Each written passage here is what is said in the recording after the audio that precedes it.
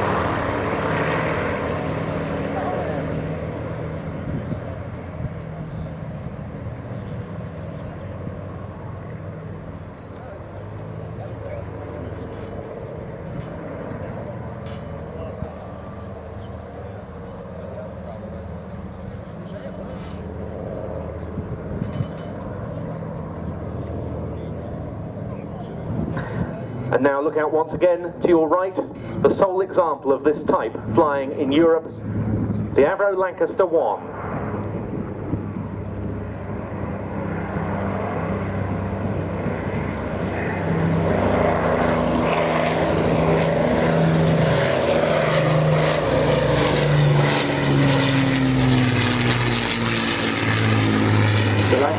Skipper today by Flight Lieutenant Roger Rushmere, alongside him as co-pilots Flight Lieutenant Roger Nichols And behind him, as navigator, squadron leader Tony Beresford, and making sure that it's all turning and burning properly, engineer, Flight Sergeant Mark Fellows.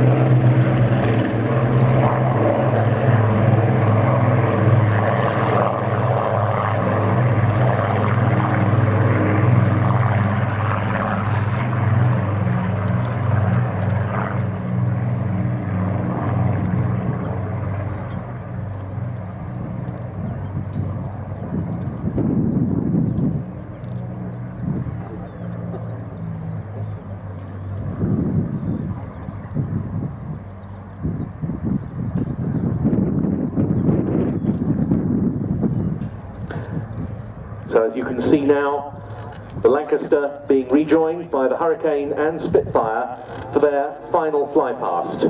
The Battle of Britain Memorial Flight, of course, saluting the airmen of all nations who lost their lives during the Allies' campaign for victory during the Second World War.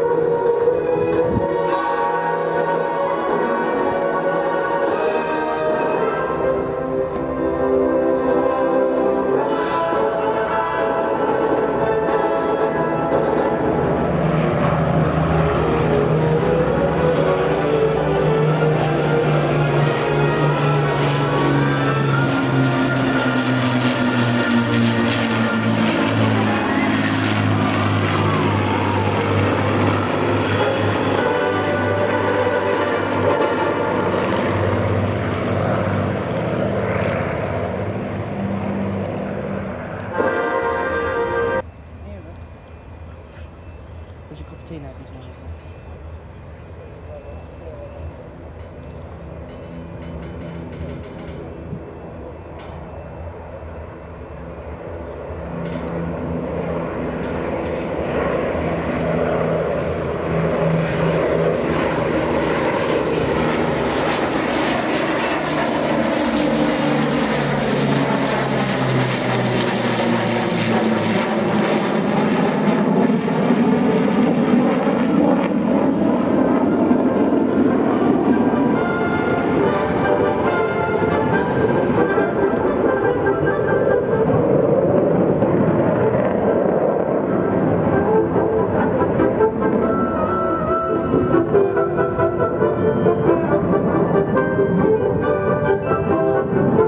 And gained the nickname Saber Slayer. And of course, in its solo format, we're so used to seeing it as a dual aircraft. But of course, then in the Pakistan, it was a solo. They didn't, you know, it was predominantly used as a solo seat fighter. Yeah, it was an armed single seat fighter with guns, and was also capable of carrying rockets. And we're actually trying to acquire one now as our next project. So in the next few years, you should see a NAT F1 fighter joining the trainers on the display circuit. An evocation there of the RAF of yesteryear, the Nats landing as the Vulcan taxis out. It's something of an historic segment of this display here at Waddington. And a brake chute stream, not quite deployed properly on Red Nat 1. We'll be having a word with the guys that pack that chute.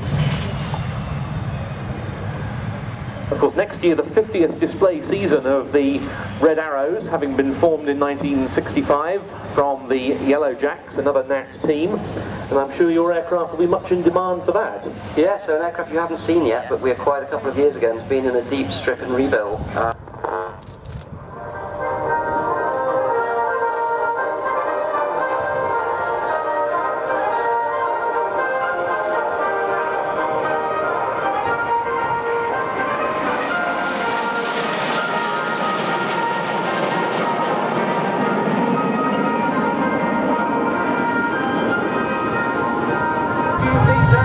You can only beat it by one aircraft that we have here today.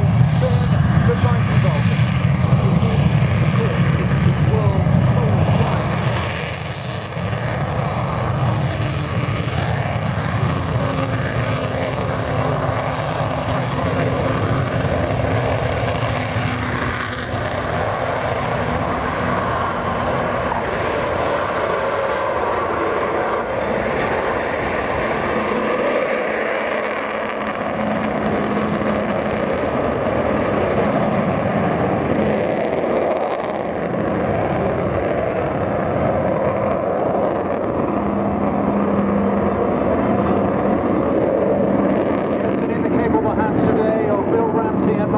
flying yes, the very same Martin Withers that dropped that very famous bomb. But joining us in the commentary box today, we also have the pilot who will be flying it tomorrow, Kev Rubens. Kev, welcome. Hi there. Oh, that's very relaxed, isn't it? He's going to get excited in just a moment. Well, it's a very special treat, Ben, don't you think, having that following the race? Actually, it's a very large aircraft, big delta wing. The aircraft is about the same size as an Airbus A320 airliner, but it flies like a fighter. The controls are very, very strong, powerful controls. So when we're flying the aircraft, it flies and feels like we're flying an aircraft significantly smaller than the aircraft actually is. And that much, of course, was demonstrated so memorably at Farnborough in 1955 by the Avro test pilot Rolly Falk, who rolled one of the prototype Vulcans. And well, we see something of that, don't we, in the very steep wingovers that the aircraft still to this day performs. And that's correct. We could, you know, the aircraft is capable of rolling, but we're not allowed to do that. But we do wingovers. We pitch up and use up to about 135 degrees of bank. As you see now, the aircraft coming towards us will be doing one of those manoeuvres right now, crowd centre. And very poignantly, we remember today young Jason Ward and his mother Beverly Lepenier, who are very much missed by their family and friends. I know great supporters of X-Ray Hotel 558 and well known in the local community.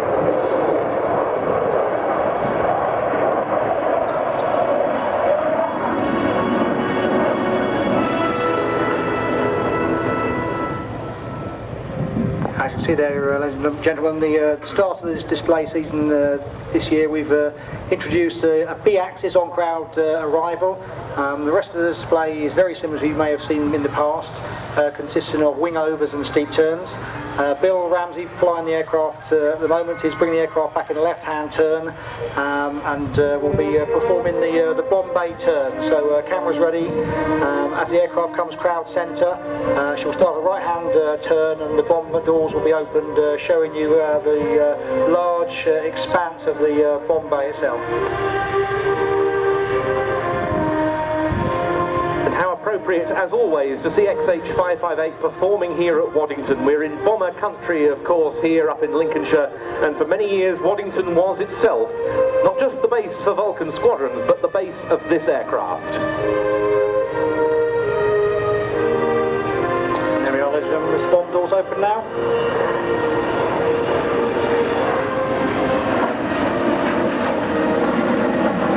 On the throttle there, but later on you'll hear the mighty roar of those four Rolls-Royce Bristol Olympus 202 shaft turbojets with 16,400 pounds of power each.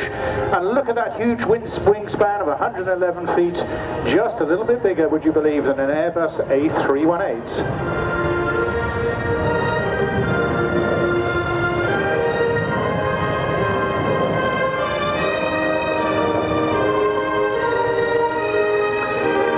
I didn't realise he was going to go quite that high. I mean, that was terrific, a terrific addition to the display this year.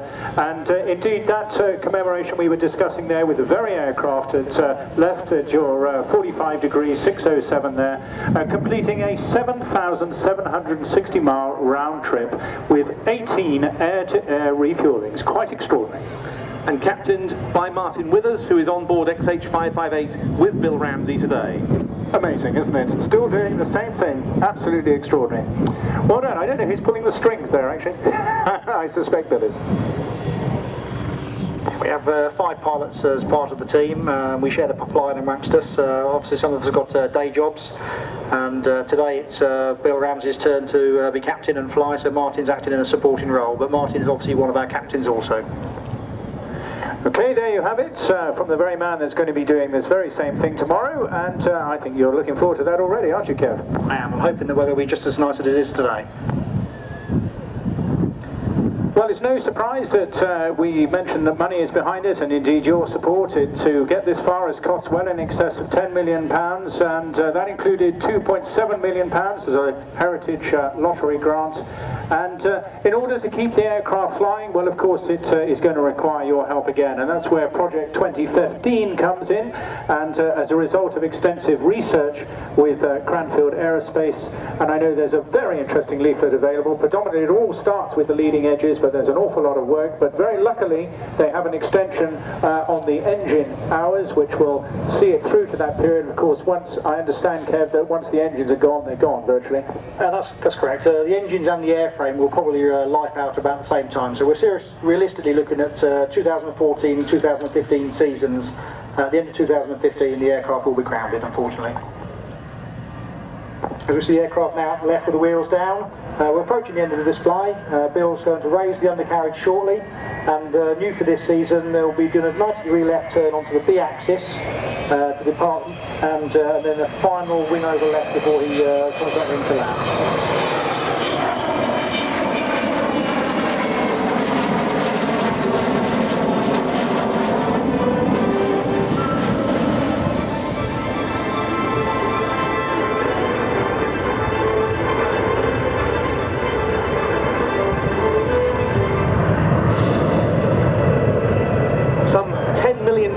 It's taken to get things this far as XH558's return to flight has been concerned.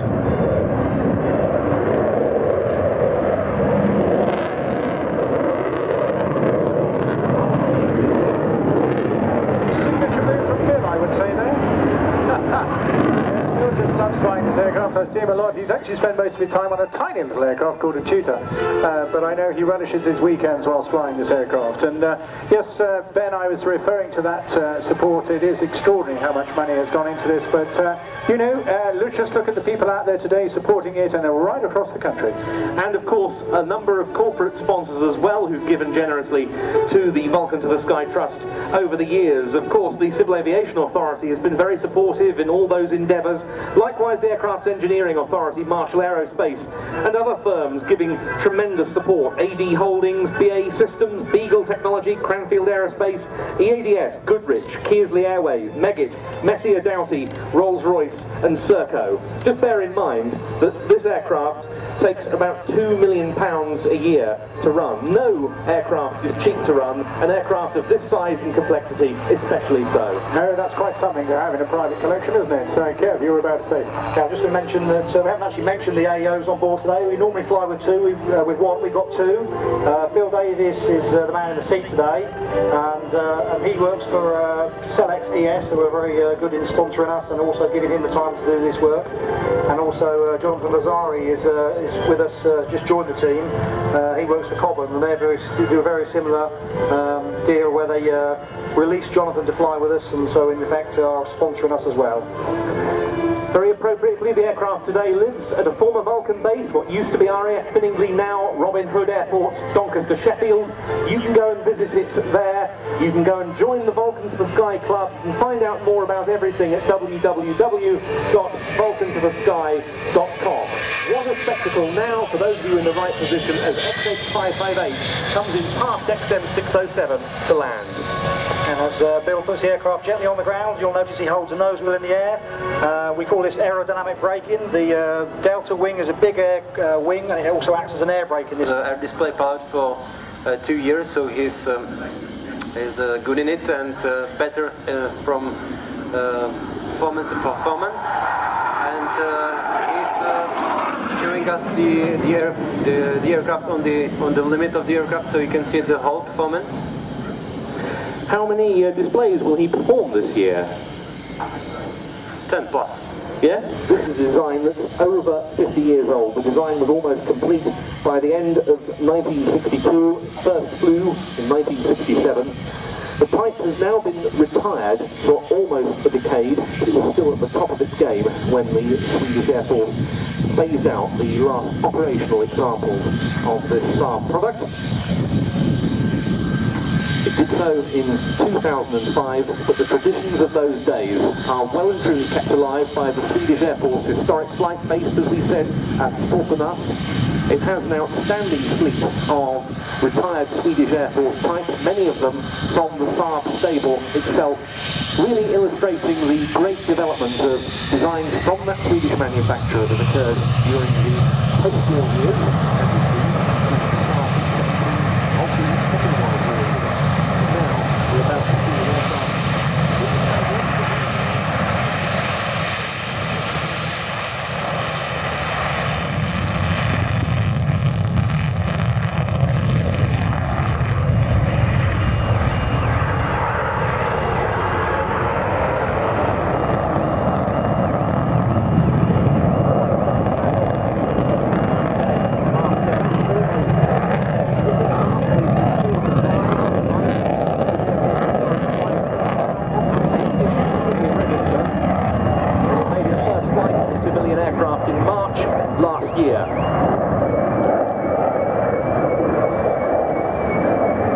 Yes, a very sporting takeoff there, Ben. A really impressive performance indeed, and I agree, totally wonderful to see it back in, completing a full 360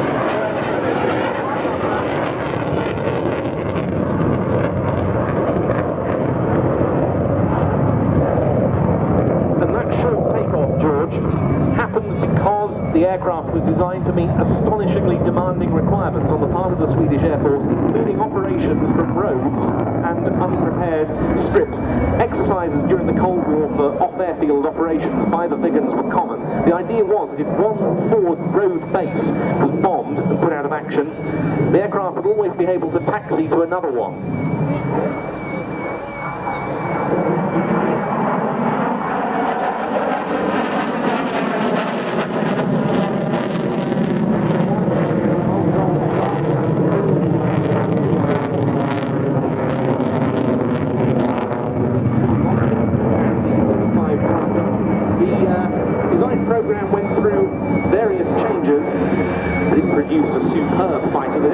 years with F7 wing at Saltburn in AJ37 form in February 1971. So a loop there and two dropping down. He's going to go into a series of barrel rolls now with another pull-up and then rolling off the top. So keep your eyes peeled. It's a marvellous display so far. Flown by a very talented young fellow, Stellan Anderson. Ben, I suspect you've met him. Yes, in fact, he joined the Swedish Air Force in 1969 and he has a huge amount of experience on all of the frontline types since then. A Viggen display pilot in his active service and resuming that role last year on this beautiful silver example.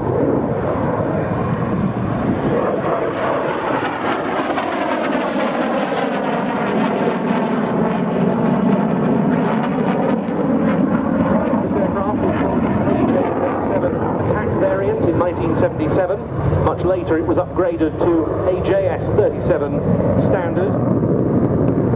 And it was through various updates that the Viggen maintained its position at the tip of the Swedish Air Force's spear. They were very active in the Cold War on quick reaction alert scrambles, both by the AJ-37 attack aircraft with a secondary air defence role and the JA-37 air defence variant with a secondary ground attack role. Rolling off the top of a massive great wing there. That was hugely impressive, using all the sky. Fabulous stuff. And the Swedish Air Force pilots were and are hugely skilled. I interviewed one a couple of years ago called Peter Lindjan. He was a multiple motorcycle racing champion for, I believe, Honda in Sweden and elsewhere, and a Swedish Air Force pilot for all of that time. And Peter Lindjan said we were allowed to fly at 10 metres above lakes and 20 metres above ground, and we did that at high speed. Look at the platform, the double delta platform of the Viggen as it pulls up.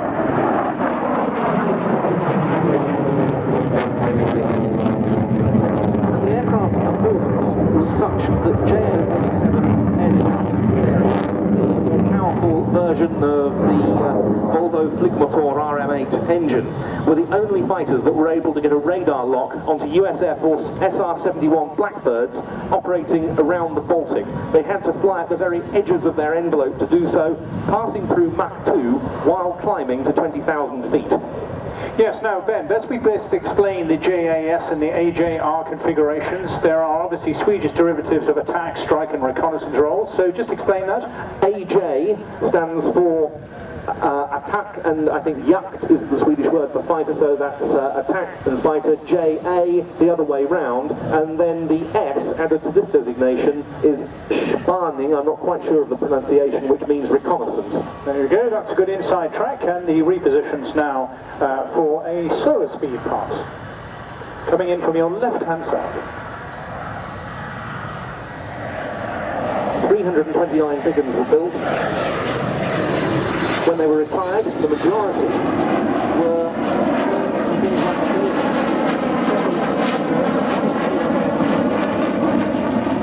And the historic flight has two, one and a two-seater. Superb demonstration of its maneuverability. It was stored, this aircraft, for 15 years by the historic flight before it flew again. It was subject to scrupulous maintenance, systems testing and so on over the years, and the transition to the Swedish Civil Register was smooth. It's appeared at several Scandinavian air shows last year, plus Jersey and Sanicol in Belgium, but this its first appearance on the British mainland. Yes, quite superb there. You're quite right commenting on its manoeuvrability, particularly at slow speed there. Given the age that this aircraft has developed, a very high-speed pass coming up now, so stand by for a wee bit of noise, but a great opportunity to appreciate this aircraft at low level.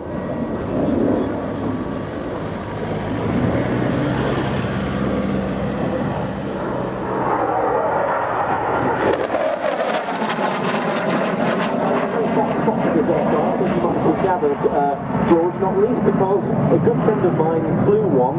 This was Mike Rondo, former RAF Jaguar pilot, who's now an acclaimed aviation artist. Number 41 Squadron at Coltishall on the Jaguar did a squadron exchange with a Swedish Viggen wing. Mike got to fly the Viggen, the Swedes got to fly the Jaguar, the Swedes got into the two-seat Jaguar, and Mike remembers they were able to fly lower and faster on their first trip in it than the RAF pilots could. Good. Extraordinary. Mike said that flying with the Viggen force knocked all the myths about who's got the best aeroplanes, who's got the best trained pilots, and so on. It was a superb aeroplane. Gear coming down now. Overall, far too quickly, isn't it, Ben? That was a tremendous performance, but I think we've got something to come yet, which I think is going to be an excellent example of a very short field landing. You were talking about the impressive short takeoff performance. It's got an equally good performance on landing as well. So let's just see, because he's going to tweak a little bit of reverse engine on this, and let's just see how short this run is. Yes, the Volvo RM8 engine, a licensed-produced version of the American Pratt & Whitney JT8D. Volvo designed the afterburner. And the reverse thrust is intended to kick in, I was told by a former Saab test pilot a couple of years ago, once all three wheels are on the ground. Very interesting. So here it is coming up now, the final manoeuvre from Stellan, and it is, I think, going to be quite impressive. It's very interesting, the contributions, I should say, during the post-war years, and indeed leading through that period to the use of roads. Of course, the German nation was very heavily involved in that, and perhaps that's why they've got a better Autobahn network than the United Kingdom, I wonder. Yes, that mode of operation has somewhat gone out of fashion since the end of the Cold War. That has still been practiced in certain nations, but now we're going to see a demonstration of short field capabilities that still very few jets can manage, even modern ones.